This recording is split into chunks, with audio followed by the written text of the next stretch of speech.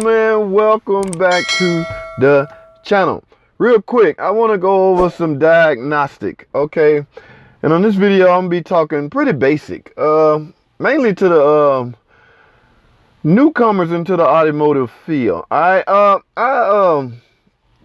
gauged my channel and I found out I have some students, some actual students or some young cats trying to get into the automotive field that watches my videos and are subscribed to my channel. So I am going to particularly make this video about diagnosing misfire, dedicated to y'all. So my language will be from a simplicity standpoint, okay? So you veterans, don't dog me out. I'm talking pretty basic and plain on this video. So what we have here, guys, is a misfire. All right, let me start this thing up. Now, I'm not sure what kind of scan tool you guys are using, okay? But this particular, you may have a standalone scan tool or a computer-based scan tool. The scan tool I'm using here is computer-based. So as you can see, I have a misfire. Oh, I have a check engine light on. Let's verify the complaint. First thing I always stress is verify the complaint. Yes, the check engine light on. From my scan tool, it shows I have a fault code. Let's go in the computer and find out. I'm gonna run this on OBS so you can have a better view at it. All right, so let's go into DTC. What we will find a DTC is P0306. Okay, that stands for a misfire in cylinder 6. Now it's stored, and now this will either show stored or active. Okay, if it was active, that misfire would be constant, and probably the check engine light will be flashing. That means that the misfire is active and it can really damage your converter if it's not repaired in a timely fashion. Okay, now P0300 is pretty much a general misfire, multiple cylinder misfire. It normally sets when there's a misfire in a particular cylinder. All right, so but we're gonna focus on the cylinder 6 misfire. All right, so now let's go. Now, again, I'm not sure what kind of scan tool you're using, but this particular scan tool, and hopefully your scan tool will show which cylinders are misfire, will show cylinder balance, okay? Like this screen right here.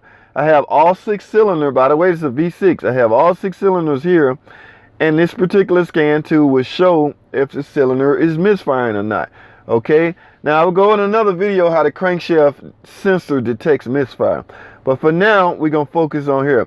So what you want to see on this particular screen is, since the code said misfire in cylinder 6, let's concentrate on cylinder 6, which is this one. Now, I see a 1 right here, meaning that the computer detected a misfire in this cylinder at some given point. Now, what you need to do if you're chasing misfire is, there you go, it's counting up, okay? You need to try to simulate the misfire. Okay, there's a term we use in the automotive field called bog down. Bog down happens when you, so yes, bog down, we're trying to simulate a load. Now, what you can do to simulate a load in your stall, okay, normally, I highly suggest you drive the car on a hill. That'll put the car under a tremendous load and that misfire will really be detected. But if you don't have time to do that, you can simulate the load by simply bogging down. Let's press on the brake and put the transmission in drive. Now we're going to step on the gas. All right, y'all hear that? You can hear the buck. Now let's look back at the scan tool. As you can see, number 6 cylinder is really counting. That means the computer is picking up that misfire real good. Okay, so that's what you want to see from a diagnostic standpoint. Now after that, you would simply go out to the engine and start doing your engine diagnostic, you know, physically. Okay, you want to concentrate on cylinder 6. You want to pull the intake manifold because this is a 3.6. Cylinder 6 is in the bank 2, which is on the front. We're gonna go out here in a second, but yes. But here's one thing I want to caution you guys on: differentiating the difference between a misfire and a rough idle. Okay, now, will a misfire be detected if your car has a rough idle? Maybe, maybe not. It depends on the crank sensor and how it's picking it up. Okay, but a rough idle will pretty much have your car idling rough all the time. Okay, or it can idle rough sometime. It just not very prevalent under a load. So The bog down test is going to be hard to do when you're chasing a rough item. Okay, you're dealing with something else at that point. But let's stay on topic, and we're talking about a misfire. Now that we got which cylinder is actually misfiring, we can see cylinder 3 is way up to 246. So the computer can really see the misfire. All right, we got that part out the way, the semi-diagnostic. Let's finish the diagnosis outside under the hood, guys. Let's get with it. All right, like I say, this is a 3.6 liter engine. All right, now I don't mean to pick on the 3.6, it just happened to be what we're working on. And as I stated earlier, cylinder 6 will be in the front bank right here, bank 2. Now, I have another video on how you can tell where a particular cylinder is, okay? Maybe I can give a crash course right quick. On a V engine, V6, V8, hell, there's even some V4s out there somewhere, V10. On a particular, I guess, modern engine, cylinder 1 is mainly going to be up front. So wherever cylinder is at the front, normally cylinder 1, which means on the other side typically is cylinder 2. That is what they use to determine where bank 2 is. So wherever cylinder 2 is, bank 2 is on that bank. All right, in this case, this is bank 2. So, which means we should have cylinder 2, 4, and 6, which means this is cylinder 6, which also means in order to gain access to cylinder 6, the upper plenum has to come off. So we're going to get this plenum off, and we're going to complete this diagnosis. We're going to find out why cylinder 6 is misfiring. Okay, under a load. Now, under a load usually is secondary ignition problems, meaning spark plug, coil, or things like that. Okay, if it's too deep, you may have to run a compression test or a cylinder leak down test. But for now, we're going to concentrate on secondary ignition, mainly because I suspect that's what it is. So let's get this plenum off. Now, I'm not going to film taking the plenum off. I have countless videos on that. Matter of fact, I'll link how to remove an intake plenum on a 3.6 liter engine right up here. So go check that out. It will show you how to remove it. That's a car, but it's pretty much the same procedure as taking it off on a van.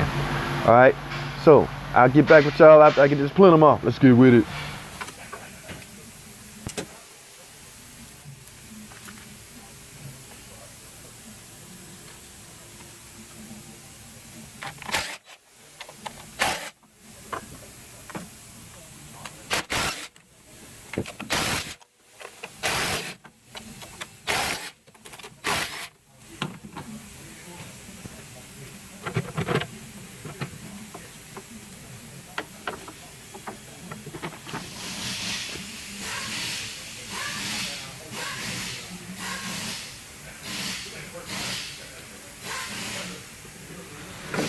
All right, guys, I got the plenum up. I just got the plenum hanging. I didn't bother taking it all the way off because I don't have to take it off for this demonstration.